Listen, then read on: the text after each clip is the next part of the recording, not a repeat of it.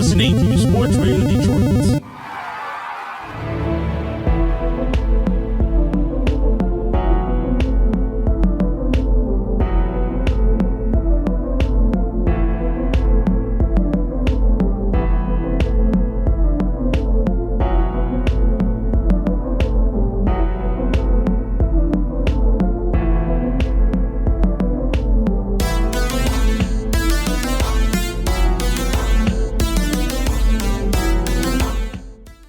Welcome to Grave Discussions. I'm your host, Barnabas. And I am Samael. Welcome to episode 87. Ho, ho, ho, she didn't know. I'm not even going to finish the song, but that is probably one of the more standout parts of a movie that we're going to be discussing today. Sophia Takal's 2019 reimagining or re-whatever of Black Christmas. And that review is going to be coming up in our main segment. We've got a lot to say about it. It's definitely a pretty controversial film right now, divisive film, but we're going to be giving you guys our opinion on it. And that's all coming up a little bit later. First of all, though, it is the last of our Christmas-themed episodes this year.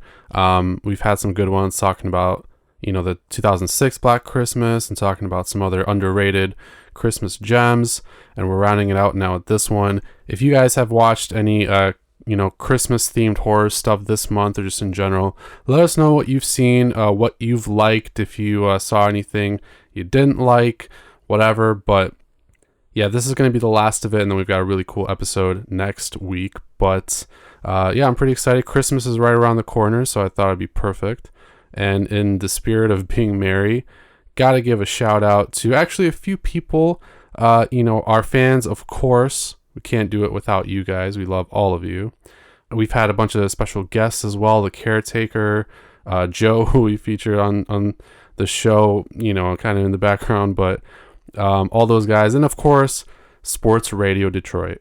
Yes, and you can find Sports Radio Detroit on Twitter, Instagram, and Facebook. Just look up SRD Sports Radio Detroit, and you can also find them on sportsradiodetroit.com. Hi, Roger. Hello, everybody over there at SRD. And if you guys do go check out the website, you can also shop on SRD through Fanatics.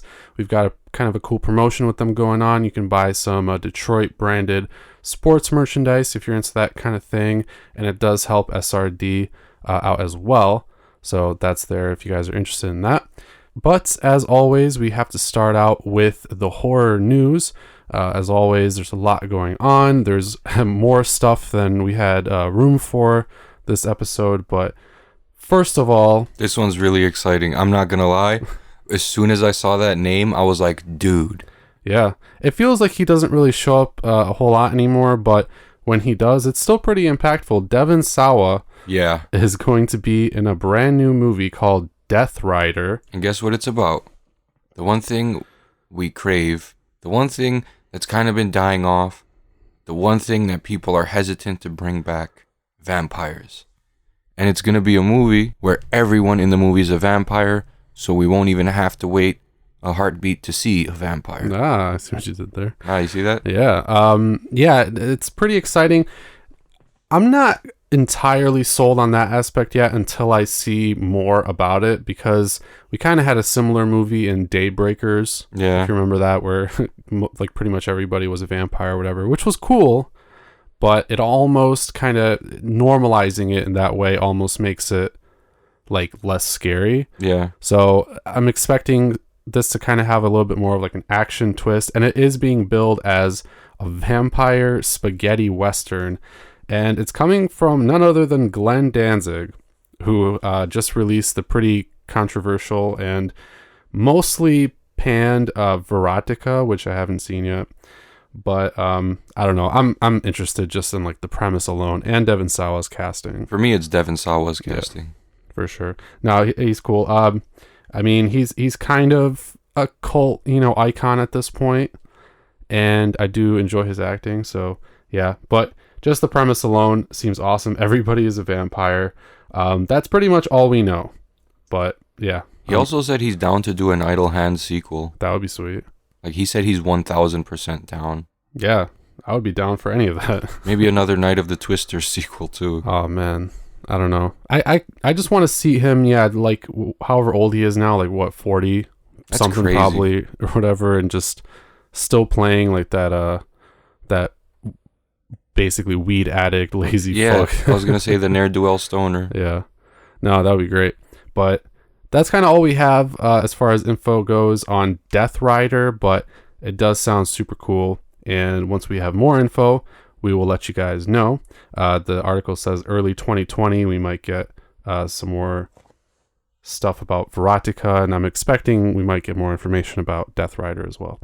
So moving on from that, this next one actually is probably my favorite bit of news, just because I'm a Lovecraft and Cthulhu fanboy. But oh yeah, apparently there are going to be some new H.P. Lovecraft films, particularly related to all of his monsters, coming from the creators of Game of Thrones. And it's gonna be like, hey, what if H.P. Lovecraft wasn't just making it up? What if all these monsters are real? Yeah, that's the premise. It's pretty exciting, and usually when you see a lot of Lovecraft stuff, it's very like mind-altering, psychological kind of shit, because that's basically what goes into like the Lovecraft work is, that these monsters and gods or whatever make you go insane, and then that's when you start seeing all kinds of weird shit and stuff like that. But yeah, this is apparently going to be a film adaptation of a graphic novel called Lovecraft by Hans Rodionoff, which is pretty exciting. And I haven't read it, but just the premise alone sounds really cool. I just want to see like Cthulhu. I do too, honestly. Just fucking rising out of the water in the back or something like that. We see the return of the Unnameable. Yeah. Oh, that would be sick. That would be sick. Just a whole bunch of them. I really want to see Cthulhu though, because like we've never really gotten like really a big time movie with him. Mm-mm. We've seen him appear in South Park, which was the best interpretation so far of him. I think that in maybe some movies he's kind of there as like sort of like an Easter egg kind of a thing, but there's never been I don't know if that's true. There are a couple like Cthulhu based movies, but I would have to actually check to see if there's like some kind of an actual representation of Cthulhu. I don't think that there is, though. It would be kind of hard to do without like massive CGI or something. Yeah, there's games with him and stuff, but yeah, Call of Cthulhu, and there's mention of him in the Unnameable. Yeah, but we haven't seen the god himself. Yeah, so I wonder if this is going to focus more on like Cthulhu, or it almost kind of sounds like it's going to be some kind of Goosebumps type thing where it's just like all these Lovecraft monsters running wild, which would be sick. I'm down. But usually the Cthulhu stuff is a lot more like focus, like it follows a certain character in a certain setting and it's like a certain story. So I don't know if this one's going to be like the same way or if it is going to be that kind of ensemble type thing. We'll have to see. There really isn't much more information. I know that some people aren't particularly happy with the Game of Thrones creators thing, just because, and if you're not aware, like the season 8, which was the final season of that show, was this whole debacle because fans were saying it's garbage and they hate it and everything. Has everyone died or something? Yeah, it's just that like they didn't like the way that they took some characters' paths and just some writing decisions and stuff like that. But I don't know. I guess I can see where the criticism is, but they also did make some good stuff too, so I do have some faith in them to make this good, but again, it's going to really just depend, I think. But Karen Kusama is attached to this, who's a pretty successful filmmaker, so that's cool. Speaking of which, this next article I'm also pretty excited about, and this one probably has the most like crazy fucking sounding premise out of all the movies that we've talked about, but Yorgos Lanthimos, who you may know from directing such disturbing films like Dogtooth, which you were telling me about recently. Oh my god, dude, that shit was... I wouldn't classify it as horror. It's like I want to say avant-garde drama. Okay. But it is fucking disturbing. Gotcha. Yeah, I haven't actually watched really a lot of his movies, but I have heard that he evokes some pretty fucked up imagery and just... I knew that was him when I read that name. Yeah, he's pretty popular now, but... Imagine they wanted, what's his name, to direct this first. Was it Tim Burton? Oh, yeah. That would have been wild. But That would have been wild. it probably would not have been as disturbing as it's going to be. No. I mean, Tim Burton has some like dark imagery with Batman and Nightmare Before Christmas. Okay, that's acceptable. It's like but wacky darkness. it's like fantasy family movies. Yeah. So I don't know, but Yorgos Lanthimos is officially now attached to The Hawkline Monster, which is also an adaptation of Richard Brautigan's 1974 novel of the same name, The Hawkline Monster, a gothic western. Interesting. But the premise really is what sold me, just because it fucking sounds batshit insane. Apparently, the book tells of two hero gunslingers hired by a 15-year-old girl named Magic Child to kill the monster that lives in ice caves under the basement of a house inhabited by a young woman named Miss Hawkline. There's already a lot going on there, and I'm not exactly sure how I see the movie playing out yet, but it's a cool concept. It's different. I don't know. I'm kind of good. I'm kind of worried because what's his name is going to be a part of it. So, like I said, Dogtooth was genuinely unsettling. Okay. So, this one might be a little bit more unsettling than originally intended as well. So, Okay. Yeah. Honestly, that's what makes me the most excited about it. But I do have to go back and watch some of his other stuff. Like I heard the killing of a sacred deer was pretty fucked up too. have you seen Dogtooth? No, not yet. It's on my watch list. Okay, you need to watch that soon. I'm going to, yeah, very soon. So that's the Hawkline Monster. Once we have more info, we'll keep you guys posted, of course. Now we've got a few trailers, and then we're going to get into the meat of the show. So the first trailer, now all the trailers, I will say, kind of bear some similarities, and they kind of resemble each other, I feel like, in one way or another, but they all seem pretty decent. The first is called The Sonata, releasing January 10th in theaters and on demand. And initially, this kind of seems like another, possession, like demon movie set in a big, creepy house. But there is a pretty cool element which involves this music, which is pretty sweet. So what did you think about this trailer? The Sonata. That's the one I think out of all three of them that I was the most excited for, just because of the atmosphere in it. Apparently, by playing this music, you can conjure and seduce the Antichrist, allegedly. So I want to see what that's all about. Is the Antichrist going to make an appearance, or is this all some sort of like cult manipulation, mind control activity, and they're just trying to fuck with this like famous composer's daughter? Yeah. It is a cool concept. I wonder what's exactly going to happen. Interesting to note. I think he plays the composer, but Rutger Hauer is in this movie. The late Rutger Hauer, one of his final cinematic performances, which will be interesting to see. But that is cool. Yeah, I'm interested.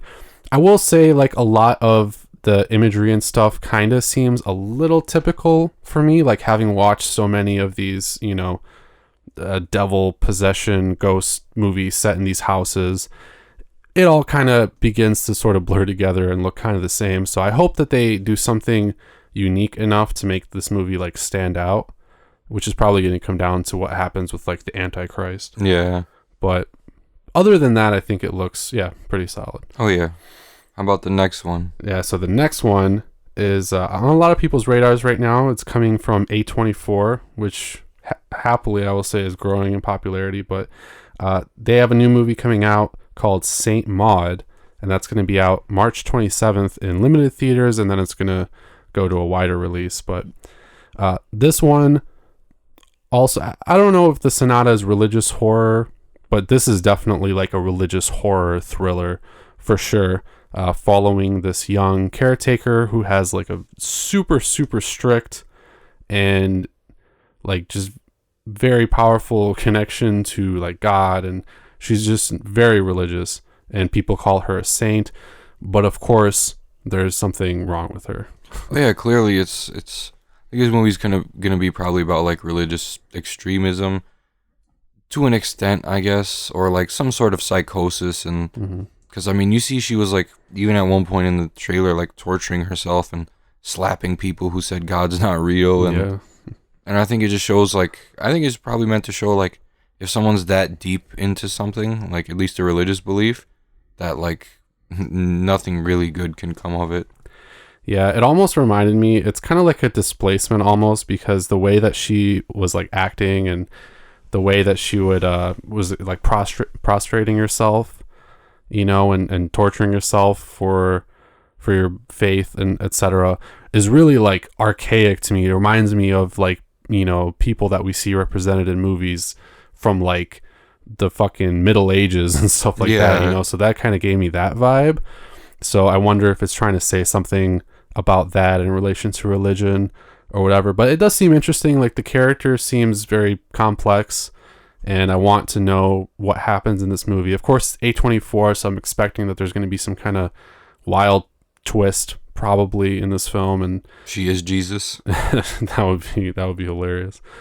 And I'm also expecting, that what we see in this trailer is probably not really how the movie's going to play out. I'm like Midsummer and those kind of movies. The trailers made it seem crazy, but then when you watch the movie, you're like, holy fucking shit. Yeah. So I'm expecting this is probably going to be kind of the same. I think it might be a little bit more extreme than what they showed in the trailer. Yeah, I think so. I don't think they're giving us a lot to go on right now, and I think they're going to definitely surprise us. So I'm looking forward to that one.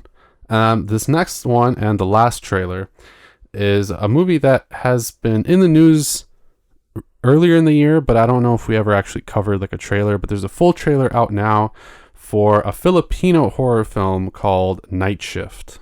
And kind of in light of the possession of Hannah Grace. Yeah. That's honestly what it reminded me of. Or what's that one movie from the 8 Films to Die For, Unrest? Oh, okay. That's exactly what it reminded me of. There are a couple like this. I think there's one called like Autopsy or something like that.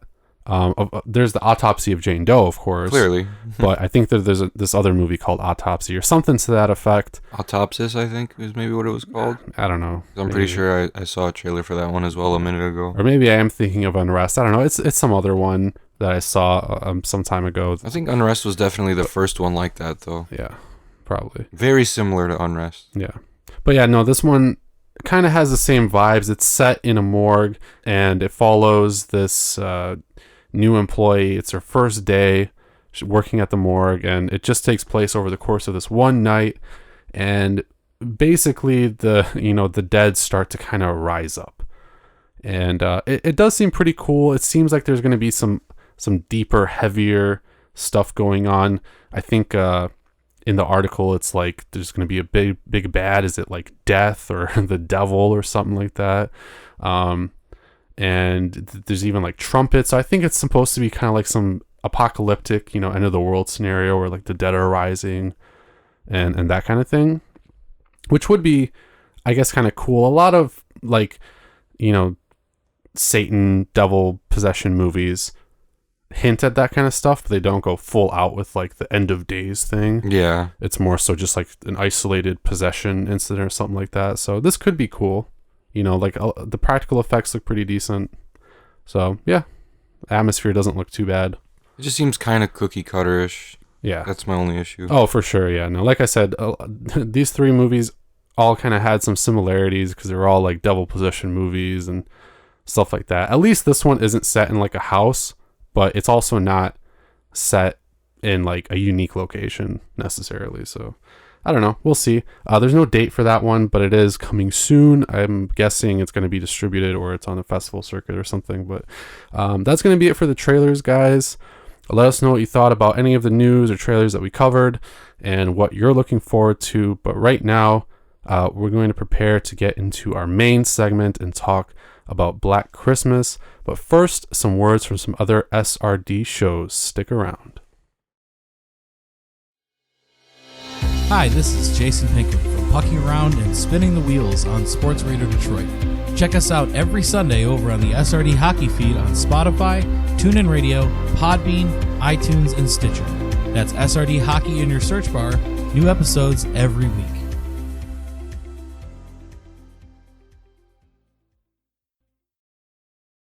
Hi, this is Chris. And this is Roger. And if you like Tigers baseball, Major League Baseball, Minor League Baseball, analytics, pop culture references, movies, sports, food, check us out. Look for Tigers SRD on iTunes, Google Play, or Spotify. Welcome back, fiends, to our main segment of the episode where we will be reviewing Sophia Takal's 2019 adaptation of Black Christmas. Now, first things first, of course, even though it does share the name, this is not really Black Christmas. It is not, and I'm going to go off with a spoiler alert right at the beginning about my feelings toward the movie. Okay. I didn't like it. Okay. Like you said, it was not Black Christmas. Nothing in common with the original. The remake had more in common with the original, way more in common. What started off originally as basically the first quote-unquote home invasion movie, we could say, is about a creeper that climbs into a sorority, hides in the attic, and kills off the girls one by one, makes obscene phone calls, and they're wondering what the hell's happening. This one, if you've seen the trailer, you already know who the killers are, so it's not really a spoiler. Yeah. Everyone knows, the frat boys and cults and whatever the hell. This one was more of a let's ruin Black Christmas. Like, that's how I felt. Like, that's the route they took. Let's take the name and just so we can attract the diehard cult fans and then disappoint them. This movie was supposed to be important. It could have conveyed an implicitly important message with the importance of the Me Too movement and what's going on in society, because another spoiler alert, the main character was like roofied and then raped. And then, she suffers some trauma as you see through her dreams and flashbacks in the movie, and then she had like the parts where she went completely into shock, like when she saw her rapist again. Yeah. And this movie, you're rooting for them, but then the problem is the script is just so like explicit that it kind of like makes the message cringy. Yeah. Like, obviously the rapists need to be taken down, and the rapists are protected by like the higher ups, like the white male privilege that everyone talks about. So you got like the rich white frat boys, and everyone believes them because, it's hard to prove a rape like in court because like only them two were there. So what kind of other physical evidence can you get? It's more so he said, she said. But it's really important to believe people like nowadays, especially if they have really nothing to gain from the accusation. And if it sounds legitimate, I mean, if a girl told me, I was drugged and raped at a frat by these like, white jocks, I'd be like, yes, I believe you, because it doesn't sound far-fetched at all. And this movie really pushed it with like the whole, they kept talking so much about let's disassemble the patriarchy. It's like, why not use actions as some sort of metaphor, as some sort of like way to convey that message, instead of like speaking upon it literally every 10 minutes in that movie. Yeah. And then like there was a part where like even one of the dudes who wasn't a rapist got mad when the rapists were called out, which I guess like they're trying to point out a flaw. Like, that's what men do when they're like, oh, well, not all men. And it's true, it's not all men. But, if he truly was that girl's friend as well, because he's dating her friend, so he should take her side, why would he be like, well, I understand why they're mad, because guys normally don't do that. So if someone's like, oh, these guys, I was raped by this guy, and then now I'm publicizing it, I wouldn't be like, oh no, don't publicizing it. Don't publicize it. But they were trying to make it seem like that there's always one guy that stands up for the rapists, when in fact, it's hardly ever the case. Maybe in like the more extreme cases, some uneducated idiot is making a remark. But I felt like everything was just too heavy-handed, like straightforward in this movie. And then the dialogue and the script and everything was just very unrealistic, to the point where like it was very corny. It was a very corny movie. Yeah. And then that part, don't mess with these sisters, like we could have done without the one-liners, you're not Ash Williams, Yeah.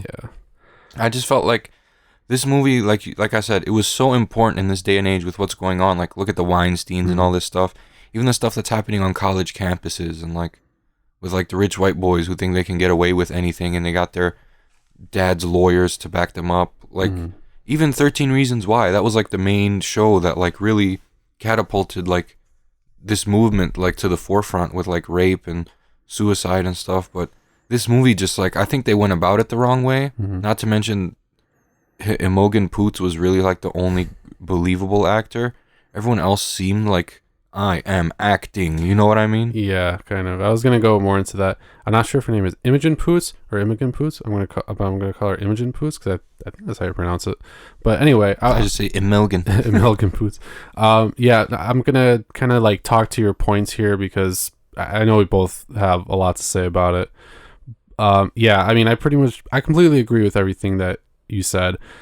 You know, a lot of people are going about defending this movie from criticism by being like, oh, well, you know, this is an important movie. This is an important message. Do you not think that this is an important message? Blah, blah. It's like, all right, so I feel like it's stupid that I even have to make this, you know, like, that I have to announce this or make this public. Obviously, the message is important. Obviously, you know? yeah. There are, of course, people out there who are bigoted and misogynist and stuff who probably are going to hate this movie because it's pushing this issue to the forefront. But, you know, we completely understand that this is something that needs to be discussed.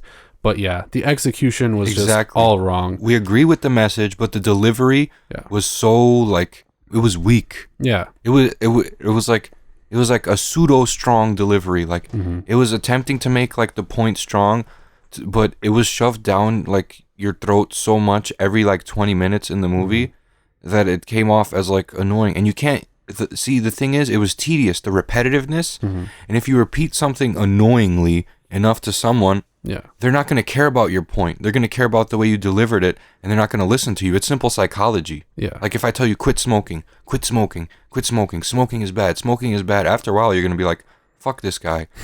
How you convey your message is really important. And I'm really sad because this could have been like a good female empowerment movement movie, like the original Black Christmas, where the main actress, you know, she defended herself against the killer, and defended herself against her boyfriend. She wanted an abortion. She wasn't ready for a family. He tried to force it on her. She said no. So right there, boom. There's the independence. It's a woman's body. It's her choice what she wants to do with the baby.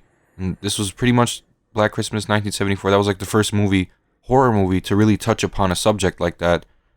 And like this one, like it was completely different. The problem was there was no subtlety in this movie. Exactly. That's the point. Like if you're gonna convey a message, you kind of have to do it in a slow burn way, not in really like a in your face type of way. And like I said, that's a huge problem because like now people are gonna ignore this movie, even though like the point was like in light of the Me Too movement, because there's all this fucked up shit going on, and people are just getting away with all this bullshit.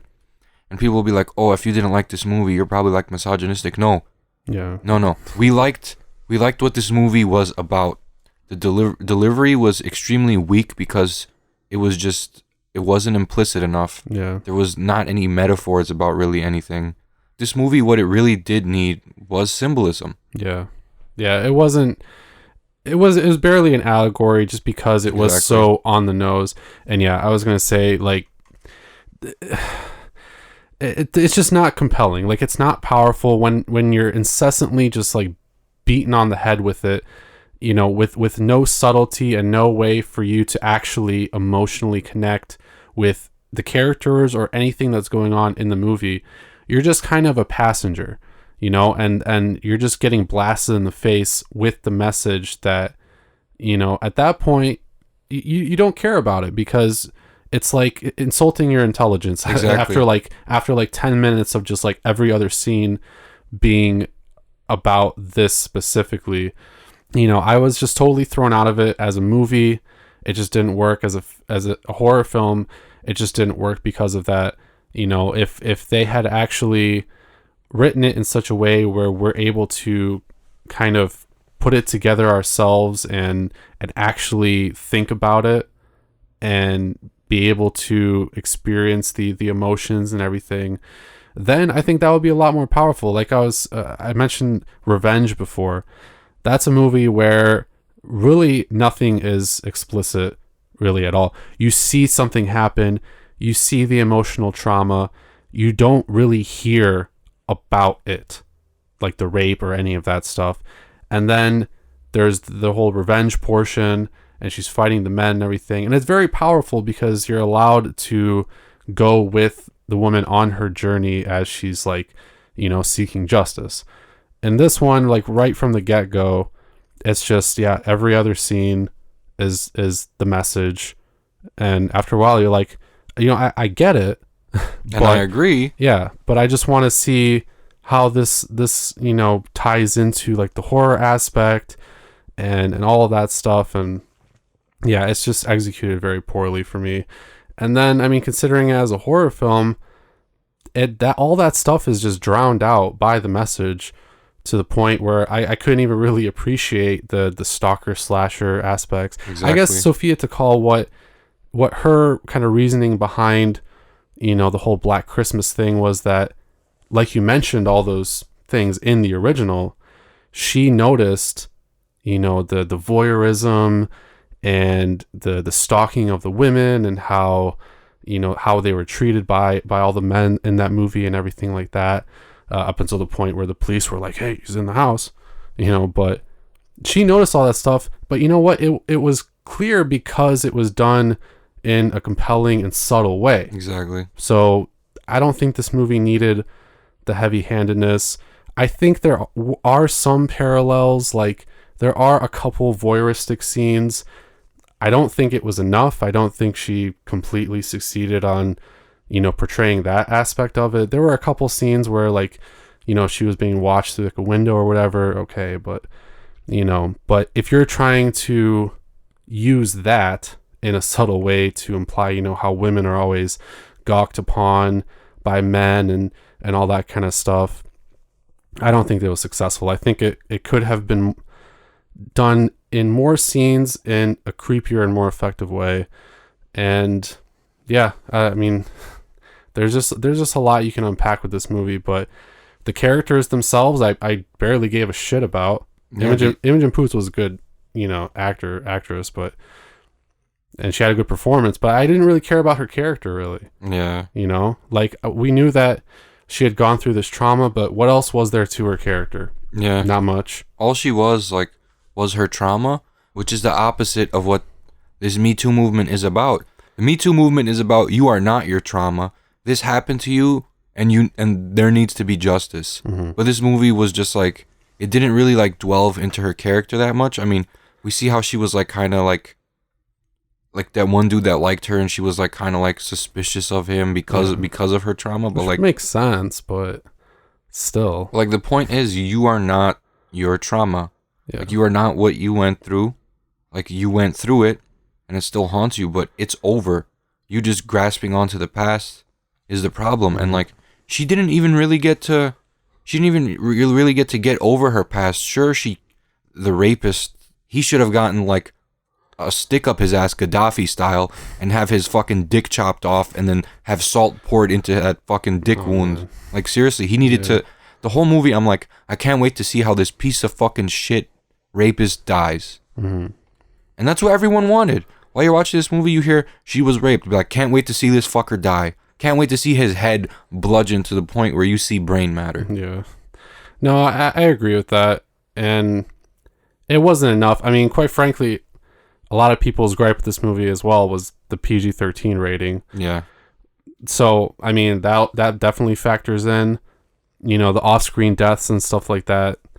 I don't know. I mean, I wouldn't say that the original was extremely brutal or anything like that, but the PG-13 rating for a movie like this just doesn't make any sense. Even if you're not going to show like bloodshed and extreme gore or anything like that, even just the swearing part, like, it's not required or anything like that, but it's one more thing that makes the movie unrealistic.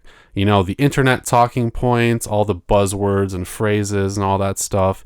I mean, literally just picked out every possible thing about this topic and threw it in there. I don't think that's very realistic either. The characters weren't super redeemable or really likable. Even the women, they felt like game pieces to me. Like, each one just had a role, and that was really all there was to them. And their entire dialogue and everything in this movie was just to hit home this point. What I really didn't like is, like, you're not supposed to stereotype women, right? Mm-hmm. You're not supposed to have this is the dummy, but this movie had exactly that. Oh yeah, It was full of cliches. The girl who was traumatized by a past event, the main character, the final girl, that was Imogen. And then the on the surface strong, but like on the inside scared, that was her friend with the bow and arrow. That was like these sisters fight back or whatever the hell. Then you had the dummy, the real dumb friend. That's the one that got killed with like the Christmas lights in the garage. Yeah. And then you had the girl with the boyfriend. Mm-hmm. Yeah, I don't know. It was typical. It was full of cliches. I don't know if that was intentional, because there was an attempt for some love to be paid to some of these slashers. I mean, there was that one Exorcist 3. Yeah, You remember that? There was that one Easter egg kind of like throwback scene and everything, but even that felt out of place considering everything else. So, none of that really fit for me. None of that really made sense. And if that was the reasoning for all these cliches and shit, then I don't think that worked either. Because there was just a ton of them in the dialogue, in the characters, and just what happens in the movie. So I thought that was stupid. The whole twist, betrayed its own message, I felt like, as well. So that just further detracted from me. When I found that out, I just... can we talk about some good things? I mean, I thought, some of the performances were okay. Imogen Poots was good. The cinematography was mostly all right. It was cinematic in a way, but there was nothing really special about it. It was just like a movie. Yeah. And that's really about it. I thought that the sound design sucked. There were some moments where the mixing was just bad. And those two things are really the only good things I can say about this movie. I don't know, the color grading wasn't even riveting either. It was just some guy took a camera and was like, all right, we got this $400,000 camera. We're just going to record everything. And do we need a filter? Do we need lighting? No, we don't. Yeah, no. So, I thought all those elements were just really either average or below average. So, and it kind of shows. The movie is a box office disaster. I think it had a budget of $5 million and it made internationally $7.5 million, and I think less than its budget in the US. So total bomb. And that's the thing. You make it so heavy-handed. You make it so explicit to where everybody's like, "Brah, this movie sucks." Critically, it's getting panned. Nobody's actually gonna even want to watch it, and then nobody's actually gonna care about the message or the fact that it is about this, message or anything like that. So, I think it shows. I don't think it's a good film. Yeah, and that's the thing. I have to approach this from a cinematic perspective as a film, first, because that's what it is. And I don't think it works. I think it's just really a glorified PSA masquerading as a film, masquerading as Black Christmas. So I don't think it's effective at all. I think the intention was good. I think the message is important and should be, discussed and shown in film and talked about. But yeah, this just wasn't it. This missed the mark completely, in my opinion. Just executed poorly, and as a horror film, done poorly too. Just really typical, pretty predictable plot, bad writing, and the message was just way too heavy-handed. So I did not like it.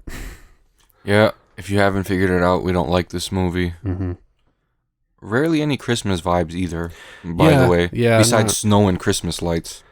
That's pretty much it. It was literally just background decoration, pretty much. And yeah, that was it. I guess you could argue that the original wasn't really super about Christmas or anything like that either.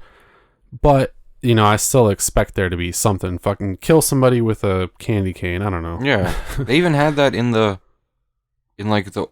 first teaser poster was a sharpened candy cane. Yeah, nothing really became of it. So it was really just there for I guess for mood and backdrop, but the Christmas part wasn't really important, unfortunately. If it was, I think it may have maybe saved it a little bit, but no, not really. So that's I think that's all I have to say about it. I don't know if you want to say anything else, but I don't know. I just felt like it's kind of sad, like I said, because the message is so important, but it was just all up in your face to the point where it just got tedious to just sit there and even watch this movie. And I don't know, man, too explicit of a movie. Like, just being that explicit can ruin the movie. Yeah. Especially if it's paced so goddamn weirdly like this was. Oh, yeah, it was. We didn't even I talk felt like about I was that. sitting there for fucking ever just soaking this in. And I don't think it was that long of a movie. No, it wasn't. So, yeah, that's very unfortunate. It's crazy when like the 2006 remake is better than a modern day movie. Yeah, I think that people will definitely debate that. I honestly would probably agree with that. Yeah, because even despite all of its flaws, you know, it still functions perfectly fine as a slasher movie. Yeah, it's a perfect slasher movie. Yeah. So I think I would have to agree with you there. So I think it's fair to say that 2019 Black Christmas is it's really the only. My friend Brian Tyler, Woodsy Toast 96 from Xbox Live, he mentioned this. He's like, dude, because I told him how I felt about it. He's like, this is gonna be the first theatrical movie that you and Barnabas shit on, and it is. Yeah, This is the first theater movie. Yeah. I mean, I know we haven't had the best opinions about some other movies, but we didn't this like one just, was. Yeah, this one was just, it completely missed the mark. Like, Yeah. there's movies like The Prodigy where we found things that we liked about it, Right. Yeah. but this one was like, Yeah, there wasn't really much redeemable about this one at all. Like I said, some of the cinematography was okay, but you know, that's about it really. And yeah, I don't think that this one's gonna make our top 10 lists at all. no, I don't think Either? it's even in my top anything. No. I mean, I've been kind of ranking, like, you know, my my horror movies of this year, and this one is, I think, second from the bottom, only second to that Soul to Keep nonsense. I got an idea. So it just popped into my head. Mm-hmm. You know how we're gonna have our top 10 movies of 2019. Yep. Let's have the 5 worst movies of 2019 as well. Yeah, we can do that. Sure. Because, yeah, I've been ranking all my stuff. And, you know, next week being pretty much the end of 2019, which is insane, folks. The end of the year and the end of the decade. Of course, like last year, we have to give our top 10s. So we're both going to go over our respective lists. I got it all, like, all the 2019 horror movies that I watched. I have them on Letterboxd. Now I just have to organize them. Yeah, I do too. I've been, like, organizing my list. So I have a top 10 right now, but I still have to think about it. I still got to watch a few more movies before I really, like, lock it down. But that is going to be coming out next week, guys. Stay tuned for that. I know lists are always an interesting thing for a lot of people. And, of course, we got to talk about the year. There's been a lot of good horror. So that's going to be coming up next week. But let us know what you guys think about Black Christmas if you have seen it, or just kind of what you think about everything behind the movie in general. You can agree with us or not agree with us, but those are our thoughts about it. You can hit us up on Facebook and Instagram at Grave Discussions and Twitter at GraveDiscSRD. And you can also check out the website, gravediscussions.net, where you can contact us, listen to the latest episode, and so much more. Yes, and make sure you tune in next week, where we're going to be shooting bow and arrows at lonely homeless geese. Oh, man. Only on Grave Discussions. Merry Christmas and Happy New Year, by the way.